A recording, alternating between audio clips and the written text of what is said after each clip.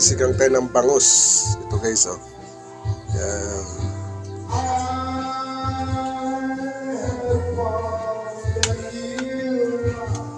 Yan guys, sinuna natin yung mga gulay. Yan. Papakuluan muna natin siya para di madurog yung isda.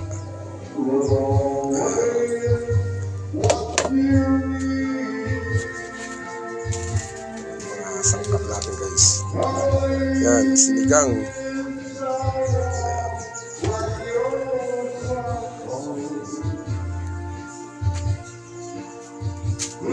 Para makaikot tayo ng sabaw guys. Luto tayo ng sinigang para magaling yung mga sipon-sipon natin guys.